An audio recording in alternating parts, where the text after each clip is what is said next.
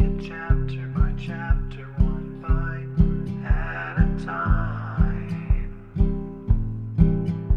So many adventures and mountains we can climb. Take it word for word, line by line, one bite at a time.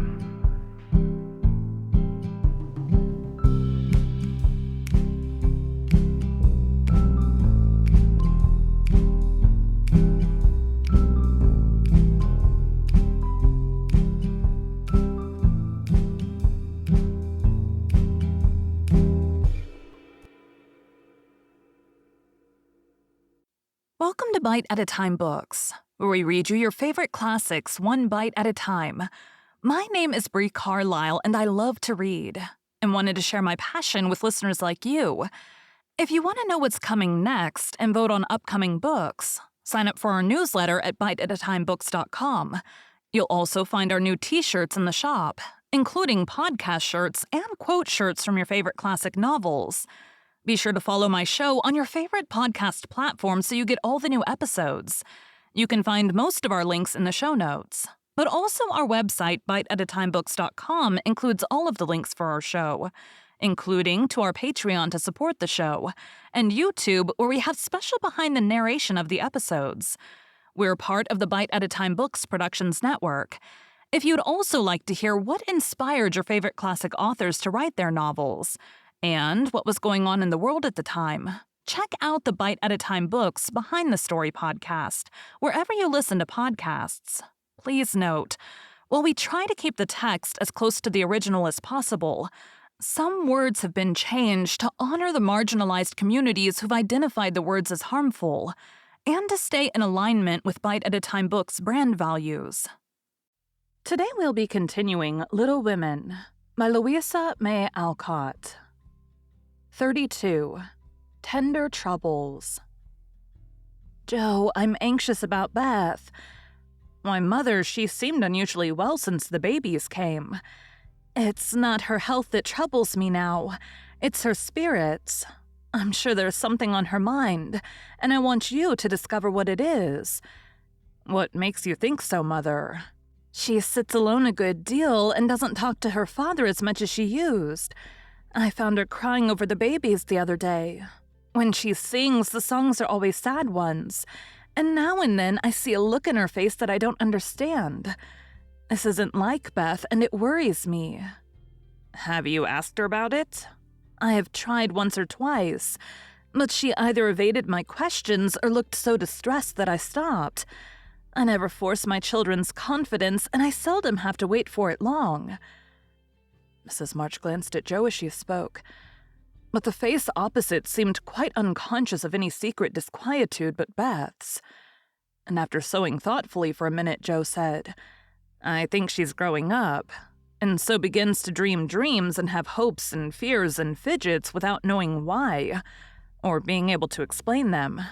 Why, Mother, Beth's 18, but we don't realize it, and treat her like a child, forgetting she's a woman.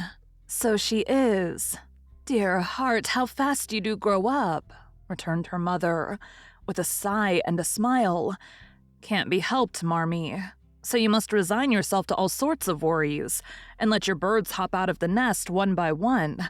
I promise never to hop very far, if that is any comfort to you. It is a great comfort, Joe. I always feel strong when you're at home. Now Meg is gone. Beth is too feeble, and Amy too young to depend upon, but when the tug comes, you are always ready. Well, you know, I don't mind hard jobs much, and there must always be one scrub in a family. Amy is splendid in fine works, and I'm not, but I feel in my element when all the carpets are to be taken up or half the family fall sick at once. Amy's distinguishing herself abroad, but if anything is amiss at home, I'm your man. I leave Beth to your hands then, for she will open her tender little heart to her Joe sooner than to anyone else.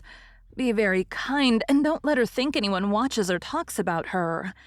If she only would get quite strong and cheerful again, I shouldn't have a wish in the world. Happy woman, I've got heaps. My dear, what are they? I'll settle Bethy's troubles, and then I'll tell you mine. They're not very wearing, so they'll keep. And Joe stitched away, with a wise nod which set her mother's heart at rest about her, for the present at least. While apparently absorbed in her own affairs, Jo watched Beth, and after many conflicting conjectures, finally settled upon one which seemed to explain the change in her.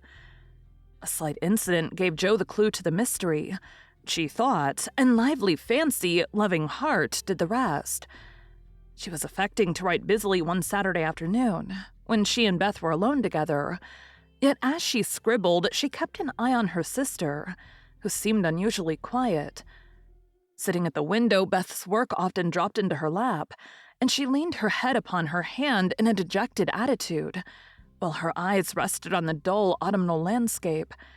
Suddenly, someone passed below, whistling like an operatic blackbird, and a voice called out, "All serene, coming in tonight."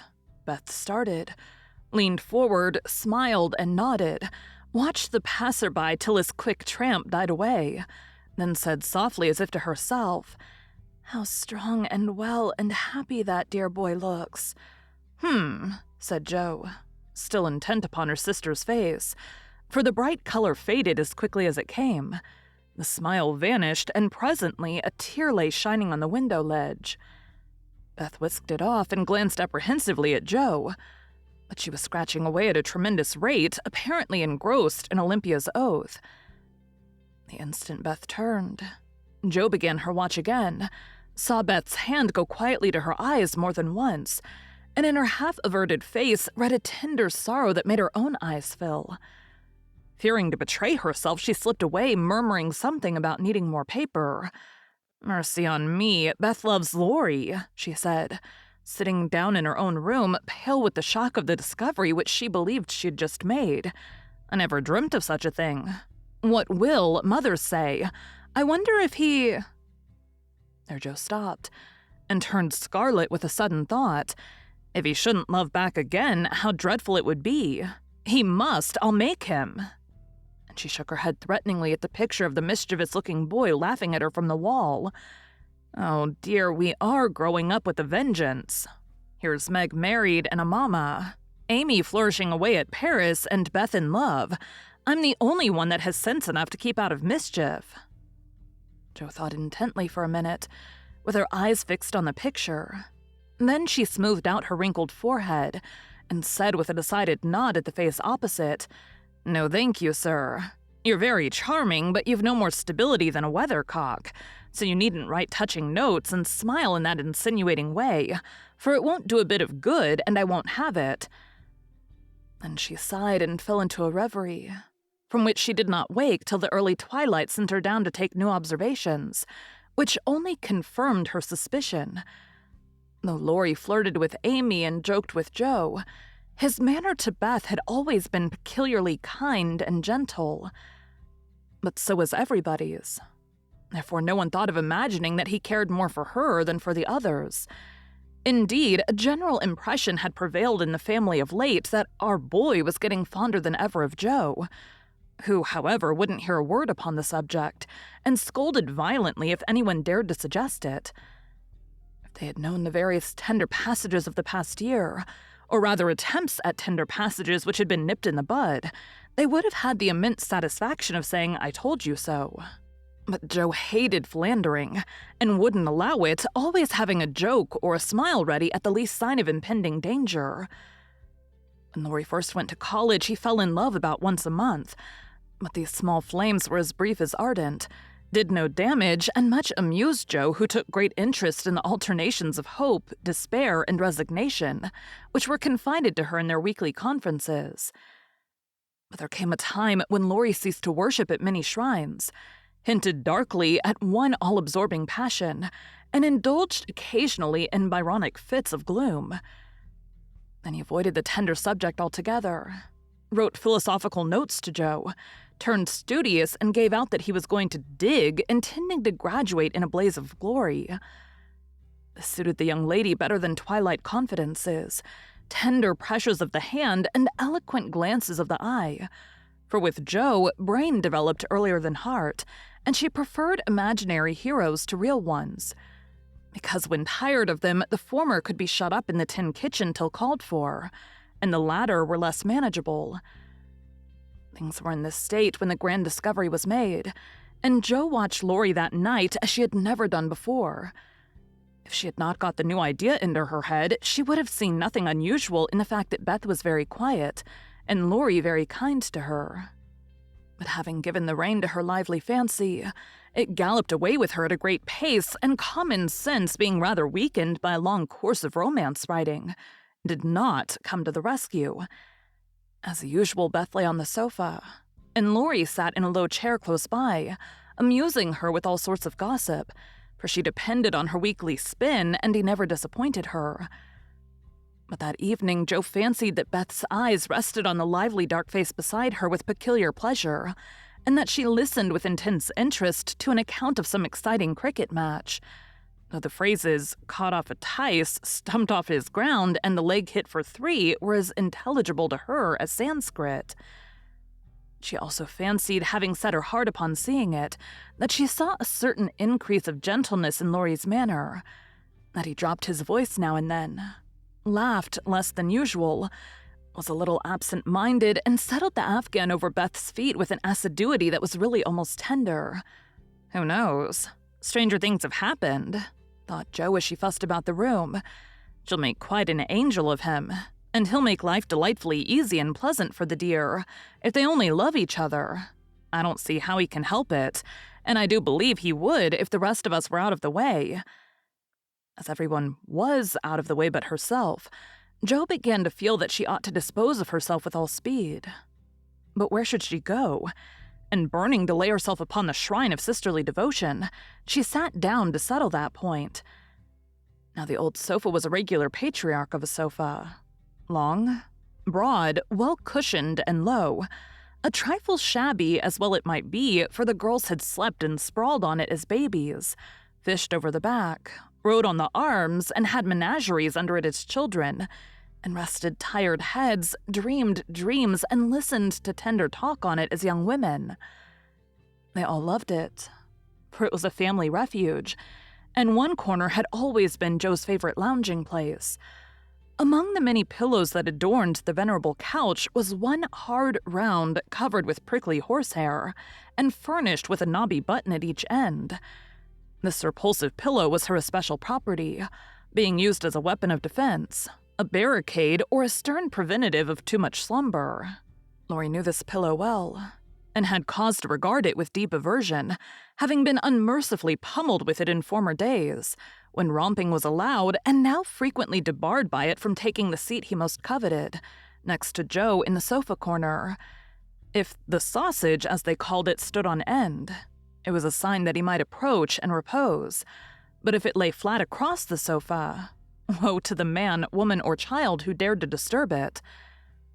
That evening, Jo forgot to barricade her corner, and had not been in her seat 5 minutes before a massive form appeared beside her, and with both arms spread over the sofa back, both long legs stretched out before him, Lori exclaimed with a sigh of satisfaction, "Now this is filling at the price." "No sling," snapped Jo, slamming down the pillow. But it was too late. There was no room for it, and coasting onto the floor, it disappeared in a most mysterious manner. "Come, Jo, don't be thorny. After studying himself to a skeleton all the week, a fellow deserves petting and ought to get it. Beth will pet you. I'm busy. No, she's not to be bothered with me. But you like that sort of thing unless you've suddenly lost your taste for it. Have you? Do you hate your boy and want to fire pillows at him?" Anything more wheedlesome than that touching appeal was seldom heard, but Jo quenched her boy by turning on him with the stern query, "How many bouquets have you sent Miss Randall this week?" "Not one, upon my word. She's engaged. Now then, I'm glad of it. That's one of your foolish extravagances, sending flowers and things to girls for whom you don't care 2 pins," continued Jo reprovingly. "Sensible girls for whom I do care whole papers of pins won't let me send them flowers and things. So what can I do? My feelings must have a vent. Mother doesn't approve of flirting, even in fun, and you do flirt desperately, Teddy. I'd give anything if I could answer 'so do you.' As I can't, I'll merely say that I don't see any harm in that pleasant little game, if all parties understand that it's only play. Well, it does look pleasant, but I can't learn how it's done. I've tried, because one feels awkward in company not to do as everybody else is doing. But I don't seem to get on, said Joe, forgetting to play mentor. Take lessons of Amy. She has a regular talent for it. Yes, she does it very prettily, and never seems to go too far. I suppose it's natural to some people to please without trying, and others to always say and do the wrong thing in the wrong place. I'm glad you can't flirt. It's really refreshing to see a sensible, straightforward girl who can be jolly and kind without making a fool of herself. Between ourselves, Joe, some of the girls I know really do go on at such a rate I'm ashamed of them. They don't mean any harm, I'm sure, but if they knew how we fellows talked about them afterward, they'd mend their ways, I fancy. They do the same, and as their tongues are the sharpest, you fellows get the worst of it, for you're as silly as they, every bit. If you behaved properly, they would. But knowing you like their nonsense, they keep it up and then you blame them. Much you know about it, ma'am, said Laurie in a superior tone. We don't like romps and flirts, though we may act as if we did sometimes. The pretty, modest girls are never talked about, except respectfully among gentlemen. Bless your innocent soul, if you could be in my place for a month, you'd see things that would astonish you a trifle. Upon my word, when I see one of those harum-scarum girls, I always want to say with our friend Cock Robin, out upon you, fie upon you, bold-faced jig. It was impossible to help laughing at the funny conflict between Laurie's chivalrous reluctance to speak ill of womankind and his very natural dislike of the unfeminine folly of which fashionable society showed him many samples. Joe knew that young Lawrence was regarded as a most eligible party by worldly mammas, was much smiled upon by their daughters, and flattered enough by ladies of all ages to make a coxcomb of him. So she watched him rather jealously, fearing he would be spoilt, and rejoiced more than she confessed to find that he still believed in modest girls. Returning suddenly to her admonitory tone, she said, dropping her voice, "If you must have a went, Teddy, go and devote yourself to one of the pretty, modest girls whom you do respect, and not waste your time with the silly ones. You really advise it?" And Laurie looked at her with an odd mixture of anxiety and merriment in his voice. "Yes, I do. But you'd better wait till you're through college on the whole, and be fitting yourself for the place meantime. You're not half good enough for, well, whoever the modest girl may be." And Joe looked a little queer likewise, for a name had almost escaped her. "That I'm not," acquiesced Laurie, with an expression of humility quite new to him, as he dropped his eyes and absently wound Joe's apron tassel round his finger. "Mercy on us, this will never do," thought Joe, adding aloud, "Go and sing to me.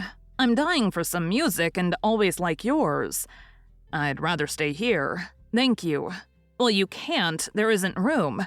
Go and make yourself useful since you're too big to be ornamental. I thought you hated to be tied to a woman's apron string," retorted Joe, quoting certain rebellious words of his own. That depends on who wears the apron." And Laurie gave an audacious tweak at the tassel. "Are you going?" demanded Joe, diving for the pillow. He fled at once, and the minute it was well up with the bonnets of Bonnie Dundee, she slipped away, to return no more till the young gentleman had departed in high dudgeon. Joe lay long awake that night, and was just dropping off when the sound of a stifled sob made her fly to Beth's bedside with the anxious inquiry, "What is it, dear?" "I thought you were asleep," sobbed Beth. "Is it the old pain, my precious?" "No, it's a new one, but I can bear it." And Beth tried to check her tears. "Tell me all about it and let me cure it as I often did the other." "You can't. There is no cure." There Beth's voice gave way, and clinging to her sister, she cried so despairingly that Joe was frightened. "Where is it? Shall I call Mother?" Beth did not answer the first question. But in the dark, one hand went involuntarily to her heart, as if the pain were there. With the other she held Joe fast, whispering elegantly, No, don't call her. Don't tell her. I shall be better soon. Lie down here and pour my head. I'll be quiet and go to sleep. Indeed, I will." Jo obeyed, but as her hand went softly to and fro across Beth's hot forehead and wet eyelids, her heart was very full, and she longed to speak. But young as she was, Jo had learned that hearts, like flowers, cannot be rudely handled, but must open naturally. So though she believed she knew the cause of Beth's new pain, she only said in her tenderest tone, "Does anything trouble you, dearie?" "Yes, Jo," after a long pause. "Wouldn't it comfort you to tell me what it is?" "Not now. Not yet." "Then I won't ask. But remember, Bethy, that Mother and Jo are always glad to hear and help you if they can." "I know it. I'll tell you by and by." "Is the pain better now?" "Oh, yes. Much better. You are so comfortable, Jo." "Go to sleep, dear. I'll stay with you." So cheek to cheek they fell asleep. And on the morrow, Beth seemed quite herself again. For at 18, neither heads nor hearts ache long, and a loving word can medicine most ills. But Jo had made up her mind. And after pondering over a project for some days, she confided it to her mother. "You asked me the other day what my wishes were. I'll tell you one of them, Marmee," she began as they sat alone together. "I want to go away somewhere this winter for a change." "Why, Jo?" And her mother looked up quickly, as if the words suggested a double meaning. With her eyes on her work, Jo answered soberly, "I want something new. I feel restless and anxious to be seeing, doing, and learning more than I am. I brood too much over my own small affairs and need stirring up. So as I can be spared this winter, I'd like to hop a little way and try my wings." "Where will you hop?" "To New York. I had a bright idea yesterday, and this is it. You know Mrs. Kirk wrote to you for some respectable young person to teach her children and sew.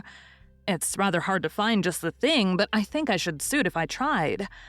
"My dear, go out to service in that great boarding house." And Mrs. March looked surprised but not displeased.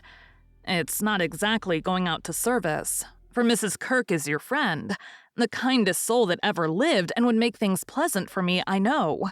Her family is separate from the rest, and no one knows me there. Don't care if they do, it's honest work, and I'm not ashamed of it." "Nor I. But you're writing?" "All the better for the change. I shall see and hear new things, get new ideas, and even if I haven't much time there, I shall bring home quantities of material for my rubbish." "I have no doubt of it. But are these your only reasons for this sudden fancy?" "No, Mother." "May I know the others?" Jo looked up, and Jo looked down, then said slowly, with sudden color in her cheeks, "It may be vain and wrong to say it, but I'm afraid Laurie is getting too fond of me." "Then you don't care for him in the way it is evident he begins to care for you." And Mrs. March looked anxious as she put the question. "Mercy, no. I love the dear boy as I always have, and am immensely proud of him. But as for anything more, it's out of the question." "I'm glad of that, Jo." "Why, please?" "Because, dear, I don't think you're suited to one another. As friends, you are very happy, and your frequent quarrels soon blow over. But I fear you would both rebel if you were mated for life. You are too much alike and too fond of freedom, not to mention hot tempers and strong wills, to get on happily together, in a relation which needs infinite patience and forbearance as well as love." "That's just the feeling I had, though I couldn't express it. I'm glad you think he's only beginning to care for me. It would trouble me sadly to make him unhappy, for I couldn't fall in love with the dear old fellow merely out of gratitude, could I?" "You are sure of his feeling for you?" The color deepened in Jo's cheeks, as she answered with a look of mingled pleasure, pride, and pain which young girls wear when speaking of first lovers. "I'm afraid it is so, Mother. He hasn't said anything, but he looks a great deal. I think I'd better go away before it comes to anything." "I agree with you, and if it can be managed, you shall go." Jo looked relieved, and after a pause said, smiling, "How Mrs. Moffat would wonder at your want of management if she knew, and how she will rejoice that Annie still may hope." "Ah, Jo, mothers may differ in their management, but the hope is the same in all. the desire to see their children happy. Meg is so, and I am content with her success. You I leave to enjoy your liberty till you tire of it, for only then will you find that there is something sweeter. Amy is my chief care now, but her good sense will help her. For Beth, I indulge no hopes except that she may be well. By the way, she seems brighter this last day or two. Have you spoken to her? Yes, she owned she had a trouble, and promised to tell me by and by. I said no more, for I think I know it. And Jo told her little story. Mrs. March shook her head and did not take so romantic a view of the case, but looked grave and repeated her opinion that for Laurie's sake, Jo should go away for a time. Let us say nothing about it to him till the plan is settled. Then I'll run away before he can collect his wits and be tragical. Beth must think I'm going to please myself as I am, for I can't talk about Laurie to her. But she can pet and comfort him after I'm gone, and so cure him of this romantic notion. He's been through so many little trials of the sort, he's used to it, and will soon get over his lovelornity. Jo spoke hopefully, but could not rid herself of the foreboding fear that this little trial would be harder than the others, and that Laurie would not get over his lovelornity as easily as heretofore. The plan was talked over in a family council, and agreed upon, for Mrs. Kirk gladly accepted Jo and promised to make a pleasant home for her. The teaching would render her independent, and such leisure as she got might be made profitable by writing, while the new scenes and society would be both useful and agreeable. Jo liked the prospect and was eager to be gone, for the home nest was growing too narrow for her restless nature and adventurous spirit. When all was settled, with fear and trembling, she told Laurie, but to her surprise, he took it very quietly. He had been graver than usual of late, but very pleasant, and when jokingly accused of turning over a new leaf, he answered soberly, "So I am, and I mean this one shall stay turned." Jo was very much relieved that one of his virtuous fits should come on just then, and made her preparations with a lightened heart, for Beth seemed more cheerful, and hoped she was doing the best for all. "One thing I leave to your especial care," she said the night before she left. "You mean your papers?" asked Beth. "No, my boy. Be very good to him, won't you?" "Of course I will. But I can't fill your place, and he'll miss you sadly." "It won't hurt him. So remember, I leave him in your charge, to plague, pet, and keep in order." "I'll do my best for your sake," promised Beth, wondering why Jo looked at her so queerly. When Laurie said goodbye, he whispered significantly, "It won't do a bit of good, Jo. My eye is on you, so mind what you do, or I'll come and bring you home." Thank you for joining Bite at a Time Books today, while we read a bite of one of your favorite classics. Again, my name is Bree Carlile, and I hope you come back tomorrow for the next bite of Little Women. Don't forget to sign up for our newsletter at biteatatimebooks.com and check out the shop. You can check out the show notes or our website, biteatatimebooks.com, for the rest of the links for our show. We'd love to hear from you on social media as well.